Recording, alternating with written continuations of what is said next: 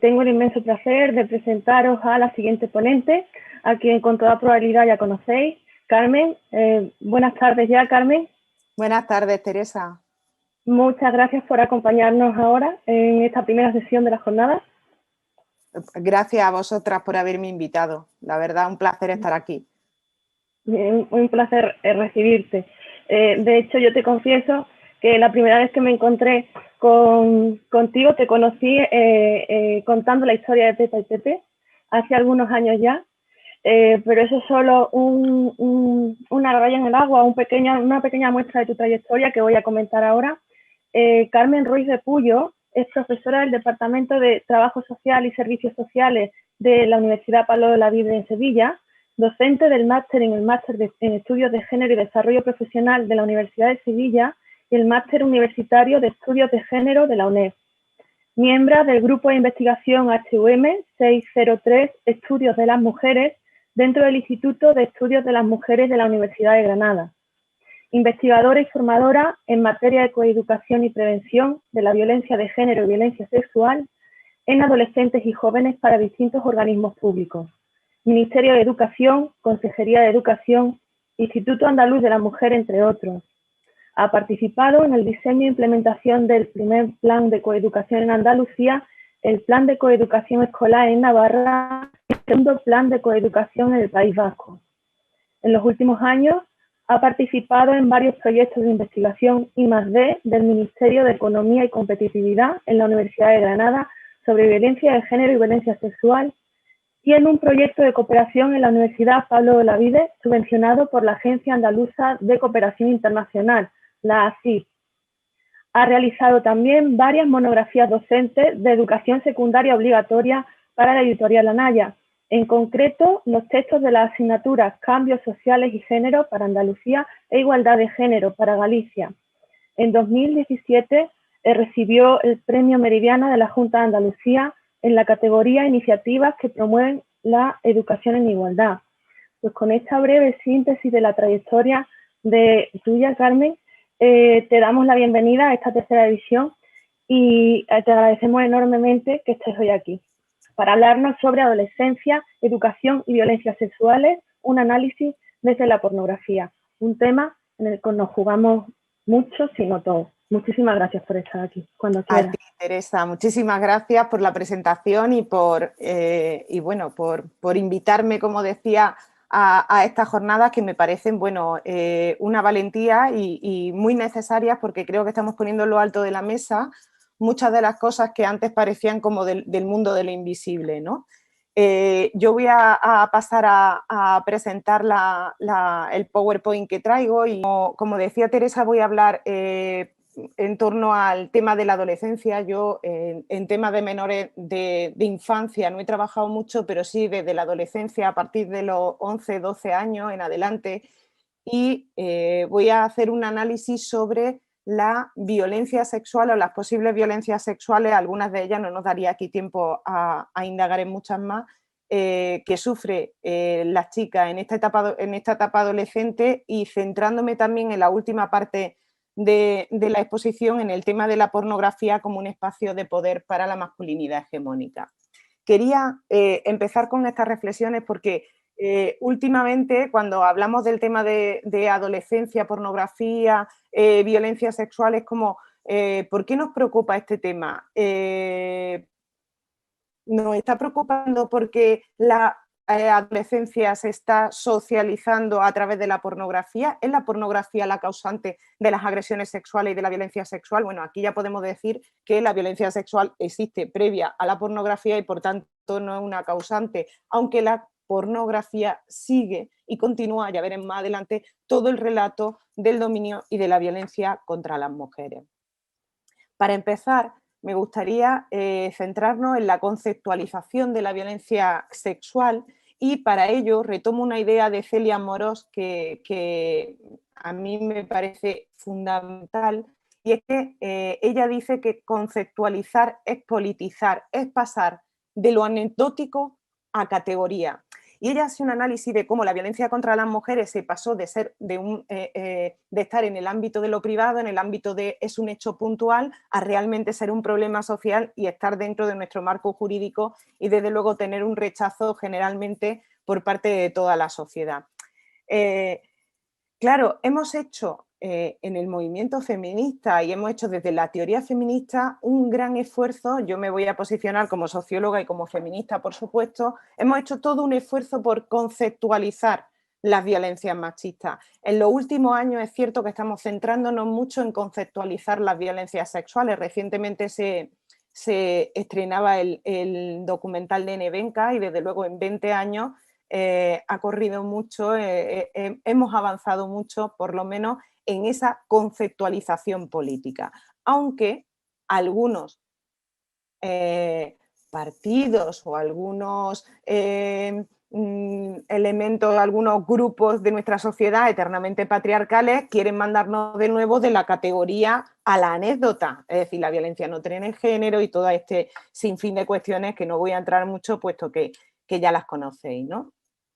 Cuando hablamos de violencia sexual, yo la identifico como una forma de violencia de género, porque yo me voy a centrar en la violencia que sufren las mujeres. Y está tan arraigada en nuestro sistema de valores que su prevención realmente requiere de una profunda transformación social. Es decir, no basta únicamente con educar en lo afectivo sexual, que es muy importante, pero si esa educación del afectivo sexual no viene unida a una derrota del sistema patriarcal, difícilmente vamos a poder avanzar, porque el sistema patriarcal es el que sostiene y reproduce la violencia contra las mujeres. Y como os pongo aquí, también es fundamental que veamos que no es una violencia estancada, sino que se va adaptando a los tiempos y hoy los espacios virtuales pues son un nuevo instrumento para ese sistema patriarcal para seguir violentando, cosificando y agrediendo a las mujeres.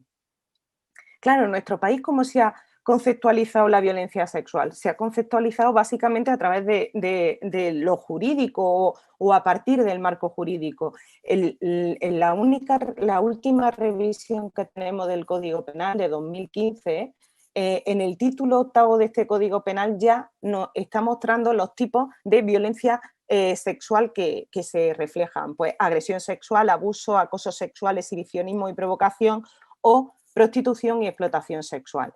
Este es el marco jurídico que tenemos en la actualidad. Sin embargo, y esto es muy importante, Naciones Unidas, además del del Convenio de Estambul, que firmamos y ratificamos en 2014, España nos dice las siguientes cuestiones.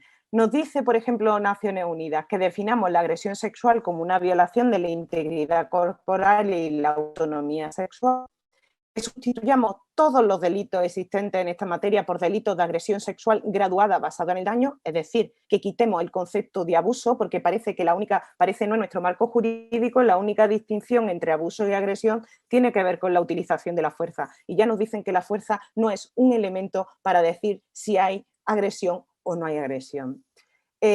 Contemplar determinadas circunstancias. Ya hay algunos países que tienen todo esto incorporado, es decir, que sus delitos son por agresión sexual, como Canadá, Islandia o Suecia. Nos dicen que contemplemos determinadas circunstancias agravantes, entre las cuales se encuentra la relación del autor del victimario y las víctimas, el uso o amenaza de la violencia es un agravante, la presencia de autores múltiples en esta violencia. Si hubiésemos tenido esto cuando se condenó a la manada, pues hubiésemos tenido otro tipo de sentencia, y las consecuencias físicas o mentales que pudieran derivar de la víctima. Nos dice también que suprimamos, como decía antes, todo requisito de que la agresión sea cometida por fuerza o violencia y que tipifiquemos dentro de esta violencia sexual la violencia que ocurre dentro del matrimonio o de las relaciones de pareja, que por ejemplo esta autora, Susan Brown Miller, analiza aquí de manera ejemplar. Para mí este es el libro de cabecera para analizar la cultura de violación y el concepto de violación en nuestros tiempos. Nos dice Naciones Unidas, muy relacionado con lo que estaba comentando antes, que violencia sexual es todo acto de violencia contra la libertad sexual que no implicaría necesariamente ni la fuerza ni la existencia o no de penetración. Por tanto, quitando estas dos cuestiones, ampliamos el concepto de violencia sexual y por tanto agresión. Claro, uno de los escollos que sabemos que tenemos y que el otro día el Consejo General del Poder Judicial ponía en lo alto de la mesa, ¿no? Era el tema del consentimiento. Ya, como os he comentado, hay 3 países que tienen leyes donde el consentimiento es esencial y es el no consentimiento es el que provoca la violencia. Consentir significa dar permiso para que algo ocurra o estar de acuerdo con hacer algo. Por tanto, aquellas relaciones o prácticas sexuales en las que no exista ni permiso ni consentimiento son prácticas violentas, es decir, son todo lo que no tenga consentimiento ni tenga deseo por parte de las mujeres es violencia sexual. Claro, ¿qué es lo que ocurre? Que muchas veces hemos entendido, y esto en el patriarcado ha venido estupendamente y algunos jueces también, la no resistencia, esto ya pasó con la primera sentencia de la manada, que la no resistencia de la víctima, es decir, que ella no se hubiese resistido, no hubiese utilizado incluso la fuerza para salir de allí, eso era entendido como consentimiento, algo que después el Tribunal Supremo dijo que para nada porque había intimidación. Claro, hablamos de 2 tipos de consentimiento. Uno, que es el consentimiento libre, pero aquí hay que tener muy en cuenta que existe también un falso consentimiento o un consentimiento forzado, que esto yo, por ejemplo, en la tesis doctoral lo vi mucho con chicas víctimas de violencia. Todas las que habían mantenido relaciones sexuales con el agresor, todas habían sufrido este falso consentimiento, consentimiento forzado, porque habían realizado prácticas sexuales o relaciones sexuales que no deseaban por coacción, por miedo, por chantajes, por amenaza. Y esto hay que ponerlo encima de la mesa. De hecho, yo a veces planteo, siempre que las mujeres que hemos estado o estamos en la heterosexualidad, que somos heterosexuales, siempre que hemos practicado relaciones sexuales lo hemos hecho desde el más estricto deseo o alguna vez no. Esto habría que planteárselo, porque aquí estaría todo este tema del consentimiento. Hay unas formas de violencia sexual que son fácilmente reconocidas, sin embargo, siguen existiendo actos de violencia sexual que están muy normalizados. Por ejemplo, María José, voy a ir muy rápido en esto, María José Urruzola ya hablaba de algunos indicadores, como por ejemplo cuando una persona toca nuestro cuerpo sin nuestro consentimiento, que esto pasa, lo poquito que he podido ver del compañero he visto que hablaba de ello, cuando se insinúan o relacionan contigo a través de gestos que tú no deseas, como por ejemplo el tema de las miradas, el tema del acoso callejero, etcétera. Cuando alguien interpreta que un juego de seducción es una justificación para llegar a tu cuerpo cuando no lo deseas, es decir, que yo puedo tontear con quien quiera. Hay muchas chicas, muchas veces las alumnas mías de la universidad me dicen, Carmen, es que algunos interpretan que porque yo tonteé con él, anchas Castilla, ¿no? O cuando tú has aceptado una relación con otra persona, pero ella se pasa del límite de relación que tú quieres tener, ¿no? Pues se puede empezar una relación y parece que ya que empieza una relación sexual hay que llegar hasta el final, que el final es interpretado por la otra parte como el coito y por supuesto la eyaculación. Si puede ser en la cara, muchísimo mejor. Las dificultades que ha habido para visibilizar toda esta violencia sexual tienen que ver, la primera, con la normalización. ¿Qué estamos haciendo en los últimos años?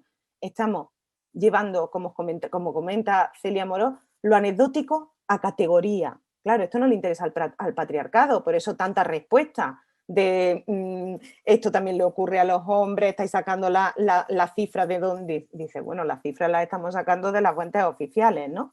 Hay una gran normalización que es lo que estamos intentando poner en lo alto de la mesa, ¿no? Y claro, esta normalización produce cierta o un gran grado de impunidad en muchas actuaciones de violencia. Muchas chicas te dicen, si yo tuviera que denunciar todo esto, no habría sitio en los juzgados de todo lo que nos ha pasado, ¿no?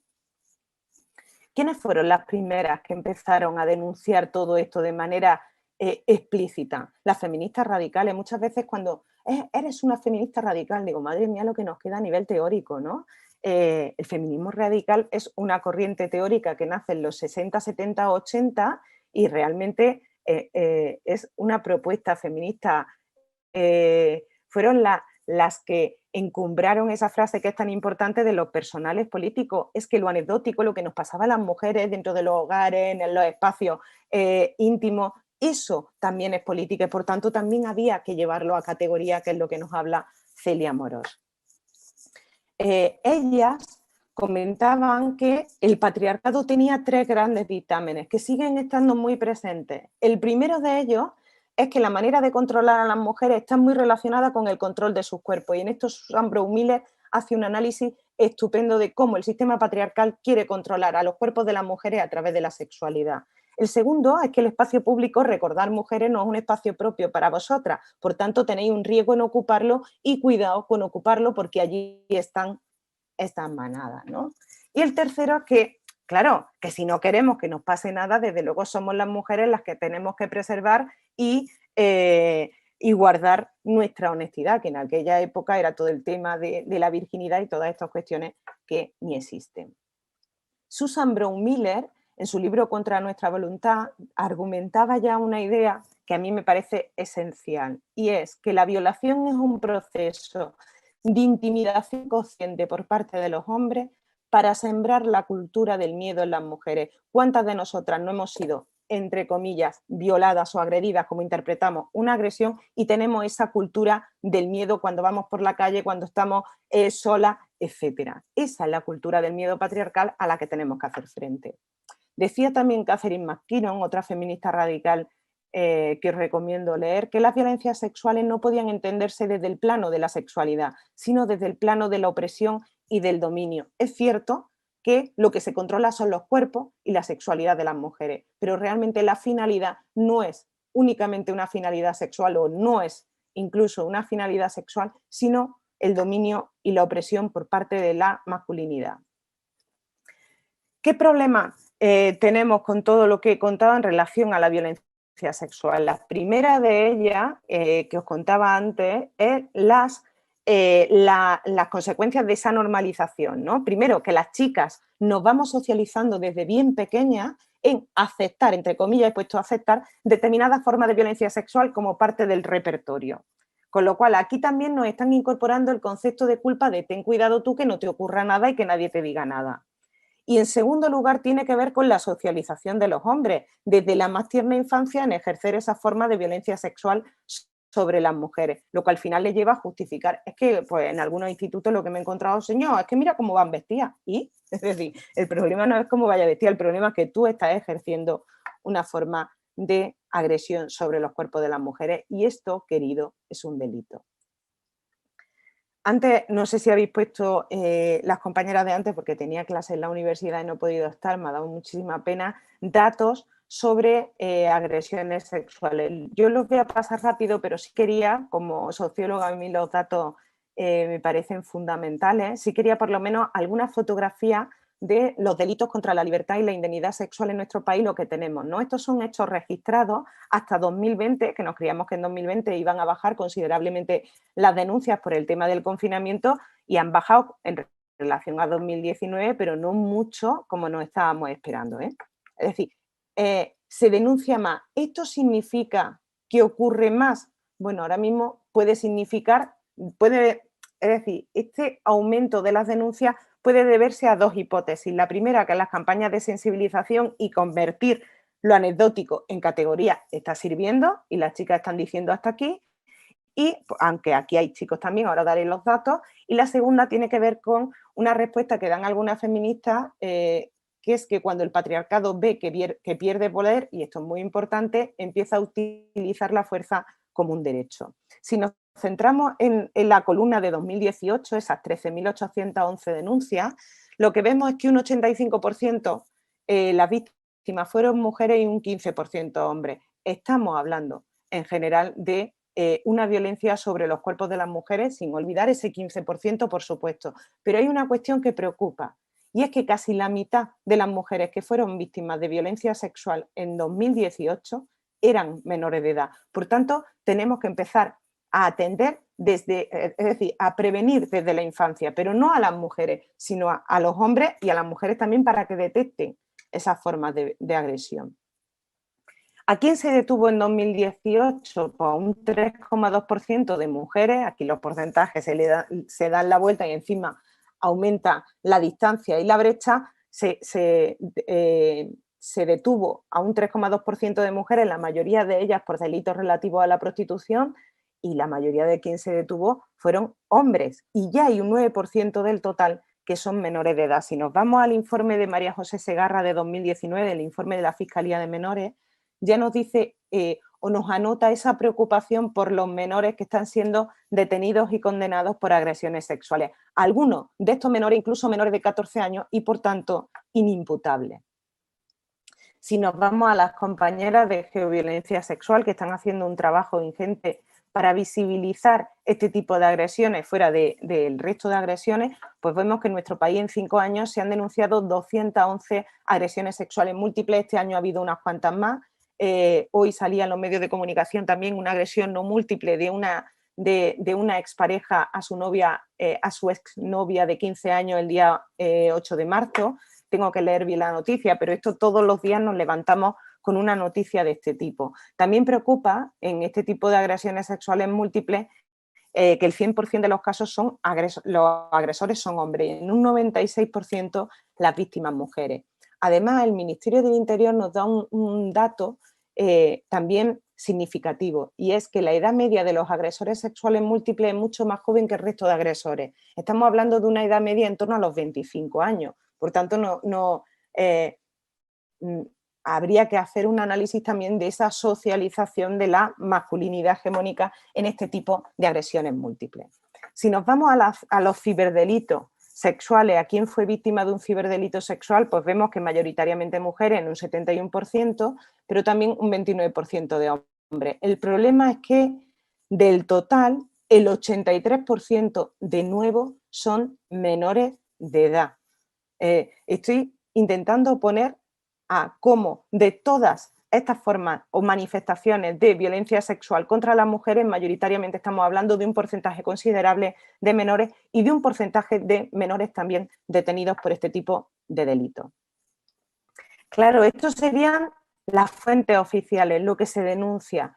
Ahora tenemos que ver las prevalencias, y para ver las prevalencias nos podemos ir a la macroencuesta de violencia contra las mujeres de 2019, que se hizo ese año, y que, por ejemplo, nos dice que violencia sexual fuera de la pareja la ha sufrido un 6,5% de las mujeres de 16 años a lo largo de toda su vida. Estamos hablando de más de 1.300.000 mujeres. Si nos vamos a los últimos 12 meses de 2019, todo el año 2019, nos dice que 103.000 mujeres sufrieron violencia sexual fuera de la pareja de 16 años en adelante.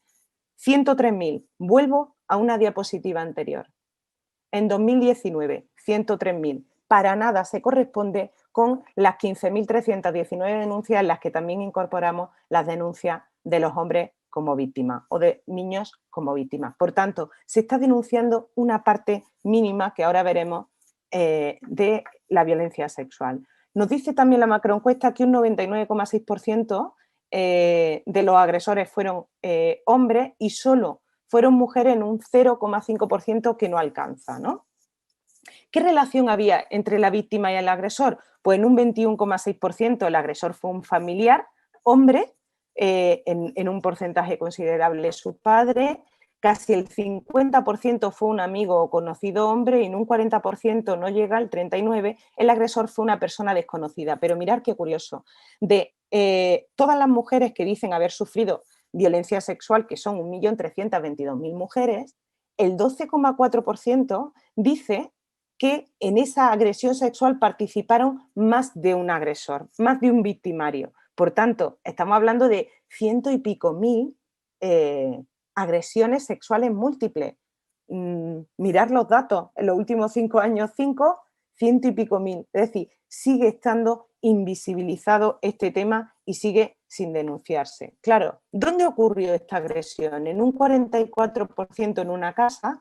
El lugar, claro, esto es el lugar íntimo, el lugar de confianza, etcétera, pero también puede ser en una casa donde no era una casa familiar. Por ejemplo, la chica de la Arandina fue agredida en un piso que no era suyo, ¿no? Y era agredida en una casa. El 18% de esta agresión sexual ocurre en bares o en discotecas, en espacios de ocio, y un 32% en zonas abiertas. Pero lo que preocupa es que de esa ciento y pico, de ese 1.000.000 y pico de mujeres que ha sufrido una agresión sexual, tan solo el 11,1% de ellas ha denunciado. ¿Y por qué no denuncia? Es decir, ser menor de edad es un impedimento para denunciar, por tanto, algo tenemos que hacer para sacar esas voces. En la segunda de las causas tiene que ver con la vergüenza, porque seguimos estigmatizando a la víctima superviviente y no culpabilizando al agresor. Y la tercera tiene que ver con el temor a que no la crean. Seguimos cuestionando ese relato de la víctima y seguimos justificando lo que ha ocurrido. La raíz de estos datos tiene que ver, y lo paso muy rápidamente para que nos dé tiempo, con tres cuestiones. La primera de ellas, para mí, el germen de todo esto, tiene que ver con la sociedad patriarcal y con los hijos sanos del patriarcado como agresores. La segunda de las causas tiene que ver en la actualidad, con la pornificación de la sociedad y, desde luego, con la cultura de violación. Vamos a ver algo de ello. En el tema de la sociedad patriarcal, muy rápidamente, porque me preocupa, deciros que hemos avanzado mucho en los últimos años. Yo dejé de entrar en un instituto antes de la pandemia en marzo y he vuelto a un instituto de manera online y presencial en algunos recientemente. Y me he encontrado un desastre. Me he encontrado un desastre, me he encontrado una preocupación, y es que yo dejé aulas donde las chicas y algunos chicos decían hasta aquí, esto es el feminismo, esto es violencia, y me he encontrado unas aulas donde el discurso de extrema derecha que estamos viendo y el discurso patriarcal está copando todo el espacio. Las chicas casi no hablan, y esto me preocupa porque ha ocurrido en un año y tiene que ver con ese germen. Claro, tiene que ver con la respuesta a un avance del feminismo gracias a estos hitos feministas, por ejemplo, en nuestro país, que son los más recientes. Parece que el feminismo empezó en el caso de la manada. Muchas chicas te dicen, no, es que el feminismo aquí, digo, no, el feminismo tiene 3 siglos de historia y mucha más si tuviéramos en cuenta otras cuestiones, ¿no? Estos son los últimos hitos feministas, que es los que hacen que algunas autoras como Nuria Varela o Rosa Cobo hablen de ese inicio de la cuarta ola del feminismo, que desde luego está totalmente impregnada por la denuncia de las violencias y de las agresiones sexuales que sufrimos las mujeres. Claro, todo este avance ha hecho que el sistema patriarcal se vaya rearmando y vaya buscando discursos para cuestionar y para volver, como os decía antes, de la categoría de violencia a lo anecdótico. No, esto te ha pasado a ti porque, mira, no, esto tiene que ver con un sistema, con una estructura, ¿no? Otras derivas patriarcales que están ocurriendo tienen que ver con esa pornificación de la sociedad, que este concepto de pornificación, una de las primeras, es decir, ya se habla de pornificación en otros textos, pero una de las primeras que habla en su libro de la pornografía o sobre pornografía en Estados Unidos es Pamela Paul, haciendo referencia al proceso por el que en una sociedad nos vamos acostumbrando a ver algo normal cuando antes era algo como vergonzoso, como obsceno, ¿no? Como el capitalismo neoliberal sexual y cómo la sociedad patriarcal van asentando que veamos como normal esa hipersexualización de los cuerpos de las mujeres. Claro, esto se sostiene sobre esos dos pilares, cada uno de ellos le toca su rol. ¿Cuál es el rol del patriarcado? Sexualizarnos, ahora veremos algunos ejemplos. ¿Y cuál es el rol del neoliberalismo? Una vez que yo ya tengo los cuerpos de las mujeres sexualizados, cosificados y deshumanizados, es muy fácil la venta, es mucho más fácil la comercialización, es mucho más fácil la violencia. Estos son ejemplos de esa pornificación de la sociedad, de esa normalización de ver los cuerpos de las mujeres vendibles o los cuerpos de las mujeres fragmentados al servicio del placer-poder de los hombres, como dice Rosa Cobo. Esto también es otro ejemplo de la pornificación de la sociedad, donde en las últimas 3 décadas, 4 décadas, hemos pasado de este modelo de muñecas a este modelo de muñecas cuya única finalidad, es decir, las primeras podían hacer algo, podían ser algo, enfermeras, estaban sexualizadas, sí, pero eran algo. Ahora no hace falta, porque tu principal finalidad es agradar la mirada y la sexualidad masculina. Esto se lleva a la adolescencia, se lleva a la juventud y se lleva a las redes sociales, y nos encontramos todo esto, desde OnlyFans, que no voy a entrar aquí porque no nos daría tiempo, pero bueno, desde OnlyFans, Omegle, la Isla de las Tentaciones y un sinfín de instrumentos que al final están colocando a las mujeres como cosas vendibles, comerciables, como os decía, y agredibles. La tercera de las consecuencias de esos datos tiene que ver con la cultura de violación, y a mí me gusta mucho, siempre la utilizo, esta definición de Bárbara Tardón y Jesús Pérez, cuando hablan de que es una forma de violencia simbólica que ha tenido, yo digo que ha tenido porque ya no lo tiene, un efecto sedante, porque ha estado tan afectada, tan normalizada, que ha pasado desapercibida.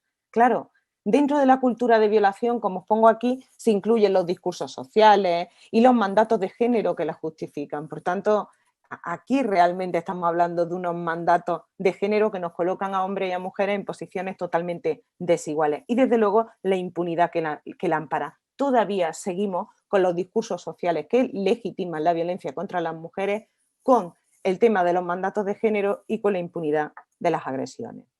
Estos serían ejemplos de ello, esto también, y un sinfín que tan solo poniéndonos las gafas de género, dándonos un paseo no solo por las televisiones o por los medios, etcétera, sino por la sociedad, por las calles de nuestros municipios, de nuestros pueblos, nos daremos cuenta de cómo estamos colocadas las mujeres en una posición de subordinación. Algunos indicadores de esa cultura de la violación, hay muchos más, tienen que ver con la culpabilización de la víctima y la justificación del victimario, con la hipersexualización de las mujeres y de las niñas y con la pornografía como espacio de poder. En el tema de las justificaciones patriarcales, es que esto lo estamos viendo en, pues bueno, si habéis visto la serie de Nevenka, claro, a mí me llama mucho la atención, dice, jolín, 20 años, pero en 20 años algo hemos cambiado ya el relato y el discurso, pero aunque hayamos cambiado algo el relato y el discurso y ese relato del fiscal hoy sería impensable, sigue estando la justificación, y lo seguimos viendo en algunas sentencias, de la idea de la irrefrenable naturaleza sexual masculina. Oye, es que parece que le estamos buscando una cuestión biológica a un hecho social, que no tienen una naturaleza, es que tienen algo que no pueden evitarlo, que no son hijos sanos del patriarcado, por tanto se lo permiten. Y el segundo tiene que ver con la culpabilidad hacia la víctima. A los hombres siempre se les justifica y a las víctimas o a los victimarios se les justifica y a las víctimas se las culpabiliza, porque claro, si tú fueses una mujer decente y te hubieses dado a respetar, que lo que seguimos escuchando todavía, no tuviese pasado lo que te ha pasado, querida. La segunda de los indicadores, perdona, tiene que ver con esa hipersexualización. Esto es lo que Natasha Walter llama el cómo se va sentando el porno blando en nuestra sociedad. ¿Para qué? Para que después el porno duro no nos llame tanto la atención. Vamos a hablar de esas cosas. Este porno blando tiene que ver en muchas cuestiones con esto, ¿no? Con hipersexualizar, cosificar los cuerpos de las niñas, ¿no? Con hacer que las niñas desde bien pequeñas se evalúen a través de la mirada de los otros, si estoy guapa, si te gusta, si lo estoy bien, si te gusta mi ropa, si estoy... No, cariño, ¿te gusta a ti? Perfecto, claro, ¿esto qué trae? Que si a mí me educan a evaluarme a través de la mirada de los otros, a los otros les están educando a que tienen el derecho a evaluar a las mujeres. Muchas adolescentes te dicen que se piensan 80.000 veces el colgar una imagen en las redes sociales, en Instagram, o poner un history. ¿Por qué? Por todo lo que pueden llevar los comentarios de los otros. Esto después llega a la adolescencia y no dista mucho, ¿no? A la adolescencia y a la juventud. Claro, la idea es, como decía Catherine Hawking, que yo no estoy nada de acuerdo con ella, explotar el capital erótico, ¿no? Querida, ya que lo tienes, explótalo. Catherine Hawking decía que el capital erótico era algo que podíamos tener, es decir, que nacíamos de fábrica que estábamos buenas o que no, ¿no? Entonces, ya que lo tienes, cuando no tiene ni capital social, ni cultural, ni económico, chica, vende el capital erótico, vaya mensaje que les vamos a dar a las chicas en la actualidad, ¿no? Es decir, si hace 30 años el mensaje era, por lo menos el que yo recibí, estudia, para salir y para tener un capital social, cultural y económico, el mensaje de ahora es, chica, ya que estás así, explota tu capital erótico, encima te van a pagar mogollón, y eso te empodera, te hace libre, querida, te empodera. Claro, esta hipersexualización de las mujeres y las niñas provoca que las mujeres jóvenes vean en el atractivo sexual su mejor pasaporte para tener éxito, porque bien que se lo dice el capitalismo neoliberal y el patriarcado. Pero es que aparte, todo esto se valora como un signo de liberación. Qué bien le viene y qué bien orquestado por parte del patriarcado el tema de no, yo esto lo hago porque quiero, ¿no? Claro, aquí hay una cuestión que podemos ver en el debate y es que si realmente es un signo de empoderamiento y de libertad colgar determinada fotografía, eso no quiere decir, y aquí siempre me paro a aclararlo, que yo no pueda colgar las fotografías que me dé la gana en mis redes sociales. Ahora bien, no se está pidiendo lo mismo a chicas que a chicos. ¿Por qué? Porque el tema de las fotografías oculta tres grandes realidades. El tema de la explotación de los cuerpos de las mujeres en las redes. La primera es que los varones no necesitan de este tipo de capital erótico para obtener poder y privilegios. Nosotras llegamos a ese poder cuando tenemos ese capital erótico, o eso es lo que nos quieren hacer creer. El segundo es que las mujeres que quieren ser influencers, y esto es algo que lo estamos viendo, parece que se deben hipersexualizar si quieren tener cada vez más me gusta, etcétera. Y también los cuerpos de las mujeres se han pornificado en los espacios virtuales. Lo que está pidiendo al final es cuántas mujeres, lo que se está viendo es, el otro día lo hablaba con jóvenes, ¿no? En clase, claro, es como el patriarcado está alucinando. Los chicos patriarcales están alucinando, dicen, wow, de manera gratuita, aquí, pim, pim, pim, pim, lo alucino, todo para nosotros, ¿no? Carmen, entonces, pero es que yo quiero colgar una foto, perfecto, porque aquí voy a pasar esto rápido. Ay, no lo tengo aquí, claro, aquí lo tengo.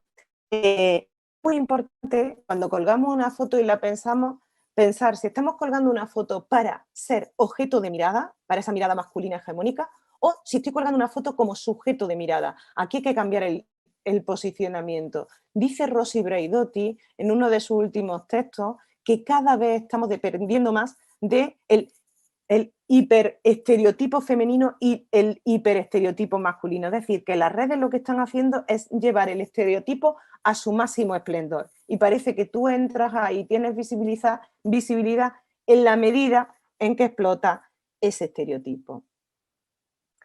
Otro de los indicadores tiene que ver con la pornografía como espacio de poder, y en eso, por ejemplo, tenéis el libro de Rosa Cobo, que lo tengo aquí, pornografía del El placer del poder, que os lo recomiendo, pero al final, ¿qué carácter? De lo que voy a hablar, por supuesto, de la pornografía mainstream, que es la pornografía que tenemos, que tiene tres características básicas.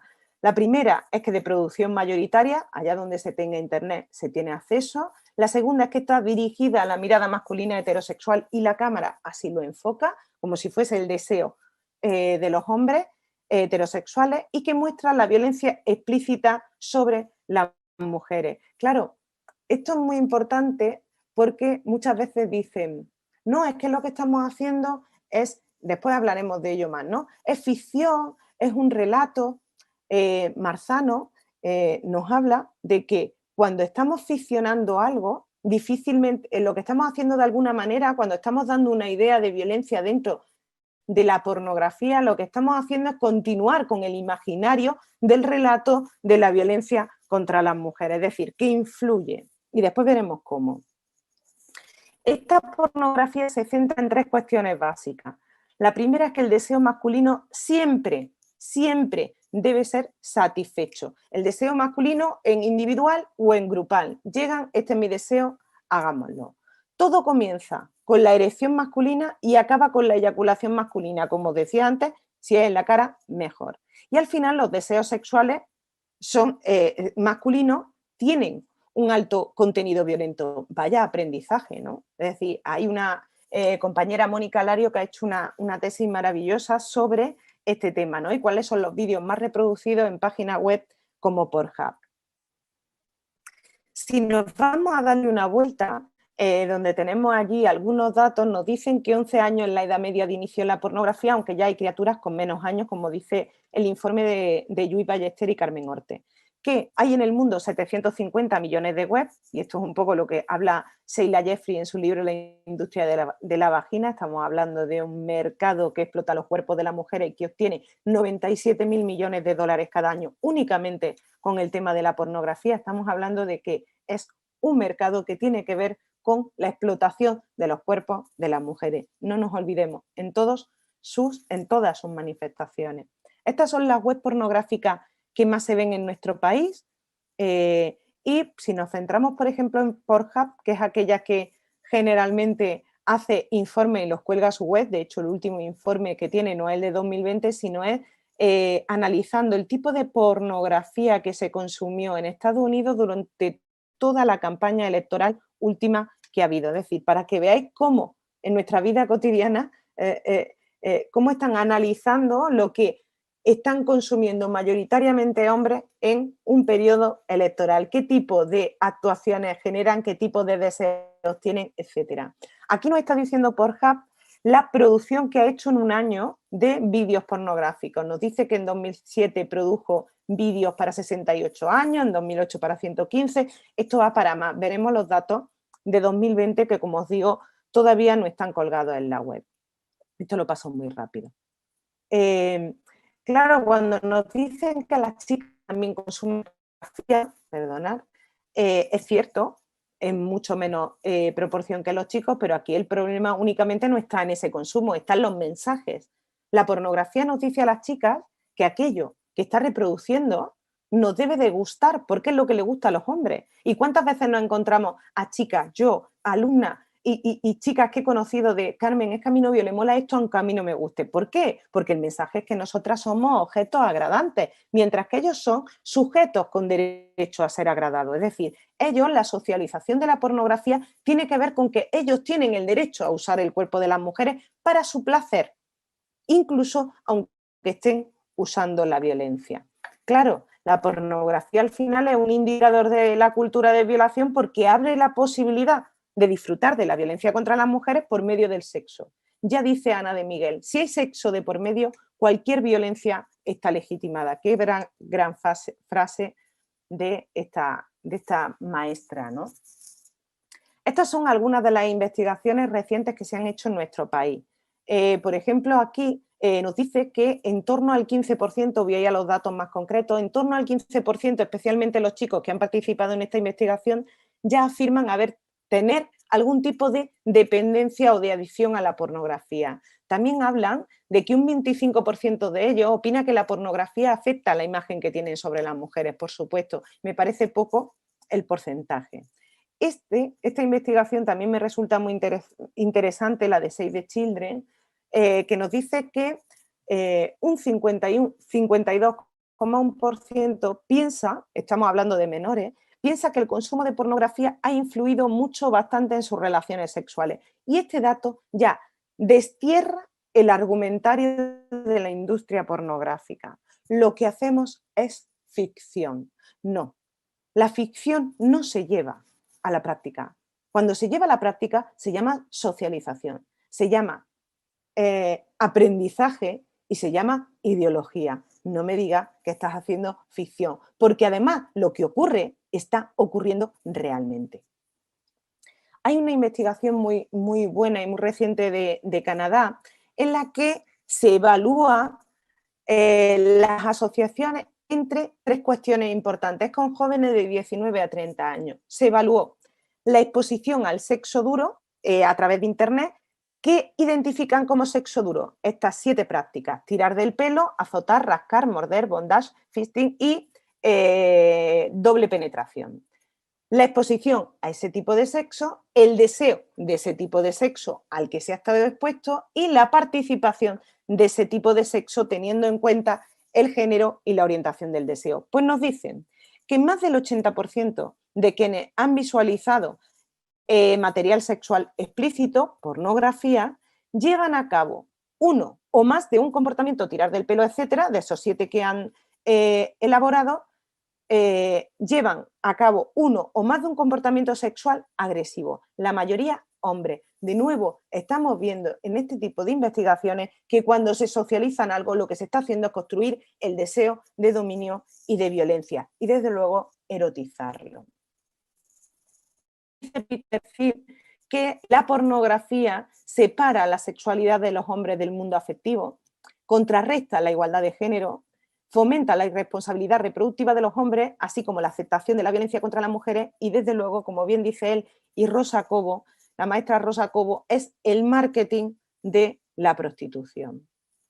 Yo esto lo analicé en una investigación que hice en el año 2014 para el Ayuntamiento de Granada. Aquí es donde empecé a ver la importancia de la pornografía y cómo se empezaba a relacionar pornografía con violencia. Algunas de las preguntas que me hicieron las chicas de manera anónima ya implicaban esa violencia. Por ejemplo, ¿estaría mal si lo hiciera solo por miedo a que me dejase? Contaba, son de cuarto de la ESO, primero de bachillerato. ¿Es normal que te enfades si tu novio cuenta a los amigos cómo ha ido la relación sexual? ¿Cómo se puede hacer para que a las mujeres les dé más placer? Un hombre mayor, dice 30 o 40 años, puso ella, ¿puede sentirse atraído por un adolescente e intentar conseguirla? Aquí todo el tema de, perdona si te llamo amor, 3 metros sobre el cielo, Federico Mocia en Influencia, ¿no? Los hombres tienen control sobre su eyaculación y por tanto me puedo relajar porque es que mi novio no quiere usar el preservativo o mi pareja o el tío con el que estoy y estoy asustada. Cuando lo hace una vez, como dice mucho, es necesario hacerlo siempre. ¿Qué es lo que quería decir esta chica? Que ella ya lo había hecho con su pareja, chico, y que el chico lo que quería es que cada vez que quedaban ya era nada más que para hacerlo. Y decía ella, uy, yo quiero salir, yo que sé, al cine, al parque, a cenar, y él solo quiere hacerlo, hacerlo, hacerlo, ¿no? Decía otra, ¿por qué los chicos no quieren practicarle sexo oral a las chicas y ellas están casi obligadas a hacerlo? Esto tiene que ver con esa socialización patriarcal de la sexualidad masculina basada en el dominio y desde luego con muchas formas de violencia que ellas ya empiezan a pasar de lo anecdótico a la categoría. Yo ahí preguntaba de manera anónima, por fantasías sexuales y por prácticas sexuales que no harían, ¿no? Y ahí tenéis lo que me dijeron las chicas, lo que más se repitió de 600 y pico chicas, hacerlo en la playa, hacer un trío con 2 chicos, pero cuando nos íbamos a qué no haría, pues ya veíamos las prácticas, es decir, a ti no se te viene a la cabeza, beso negro no haría, ¿no? Beso negro tú sabes lo que es, se ha pedido, te lo han dicho, te lo han comentado, porque si no, no te viene de primero para ponerlo. ¿Qué decían los chicos? Pues ellos, muchas mujeres y muy diversas, ya ves tú si hay diversidad en esto, que mirar lo que está consiguiendo la pornografía. También que algunos chicos interpreten el lesbianismo como una categoría de Pornhub. No, querido, el lesbianismo es una orientación sexual, es decir, que a las lesbianas no les gustas, vamos. Y algo que no harían, ¿no? Que le metan nada por el culo, nada que cuestione su masculinidad. Pero muchos de ellos dijeron hacerlo con una chica que no esté depilada. Y ahí cuando me leía el texto de Natasha Walters me acordé de esto, ¿no? Dice ella, en mi entrevista a mujeres jóvenes acerca de su actitud hacia la sexualidad, me llamó la atención un hecho aparentemente trivial. Todas coincidían en afirmar que nunca tendrían relaciones sexuales sin haberse depilado el vello púbico, patriarcado y capital, ¿no? El vello púbico, perdona. Nunca dejaría que un hombre me viera sin hacerme la cera antes, me dijo una joven de la Universidad de Cambridge mientras sus amigas asentían. No tengo que estar completamente depilada, pero tiene que estar arreglado, dijo otra. Es por el porno, añadió otra. ¿Por qué? Porque son conscientes de lo que han visto los hombres y el mensaje de la pornografía es que nosotras somos objetos agradantes. Aparte de esas preguntas y del análisis de la fantasía, hubo una parte de la investigación en la que yo dediqué a los autonarrativas, ¿no? Yo les dejaba 20 minutos y a todo el mundo le repartía un folio, a ellas de color azul y a ellos de color verde, donde les decía que en los últimos 20 minutos, si tenían algún relato que contar de manera anónima, podían hacerlo de todo lo que habíamos hablado de formas de violencia sexual. Que si no tenían ningún relato que querían contar, podían hacer una valoración de la actividad, de lo que les había parecido. La idea es que todo el mundo escribiera. Recogí 246 relatos, casi el 40% de las chicas que habían participado. Los relatos de los chicos fueron mínimos y en ninguno encontramos violencia sexual. Una de ellas contaba, el verano pasado, esto está tal cual lo escribieron, ¿eh? El verano pasado, una noche que salí de fiesta con mis amigos, bebí más de la cuenta y me emborraché. Una amiga me estuvo cuidando toda la noche, pero de vez en cuando se acercaba un chico para ayudarme también. Conforme pasaba la noche, fui poniéndome mejor y cada vez tenía al chico más pegado a mí. Me siguió por Instagram y al día siguiente me habló y me dijo que fuera a su casa, que estaba solo. Fui y empezó a buscarme. Me llevó a la cama y me dijo que si quería hacerlo. Le dije que no y se enfadó. Al rato seguía enfadado y me dio cosa, así que cedí, pero le dije que hacerlo no. Y me dijo que entonces se la chupara. Yo no quería. Y al final me dijo que o lo hacía o no me iba de allí. No solo tuve que hacerlo, sino que me dijo que se tenía que correr en mi boca. Le dije que no y me volvió a decir que si no, no me iba. Y al final cedí e hice lo que él quiso. No he dicho que todavía era virgen, etc. Fijaros qué curioso. Habla de ceder, cuando realmente ella no cedió. Estamos hablando de una agresión. Claro, ahora ella va y le cuenta a sus amigas o a su familia, mira lo que me ha pasado. ¿Cuál es la respuesta de gran parte de la sociedad patriarcal todavía? ¿A quién se le ocurre irte a la casa de un tío que acaba de conocer el sábado? Como ella ya sabe cuál puede ser la mayoría de la respuesta, uy, tengo una amiga que ha sido agredida, la puta es ella por haberse ido a casa de él, ¿qué es lo que hace? ¿Qué es lo que provoca ese discurso? El silencio, que es lo que quiere el sistema patriarcal, ese silencio por parte de las víctimas supervivientes. Cuando hablábamos del tema de menores, de estas hay muchas, y tan solo de las 246 relatos que os pongo aquí, tan solo una había denunciado, 245 silenciadas, debajo de la mesa, ocultas para beneficio del sistema. En las chicas, a ver si me deja, ahora. En las agresiones en menores, decía una de ellas, a mí una vez cuando tenía más o menos 10 años, un amigo de mi padre empezó a tocarme y llegó a mayores. Yo no sé cómo empezó todo. A veces me pongo a pensar en eso y no sé si fue una violación o no, porque yo no quería. Un amigo de mi padre, 10 años. He sufrido acoso y abuso sexual por diferentes personas de varias edades. También por mi pareja una pequeña violación. Y por un chico mayor que yo, me pone ella a los 11, otra violación sin llegar a hacerlo. La última, la única que ha denunciado. He pasado por todas las formas diferentes de violencia sexual, con 2 denuncias y una violación a los 9 años. Después estuve en psicólogo hasta los 13.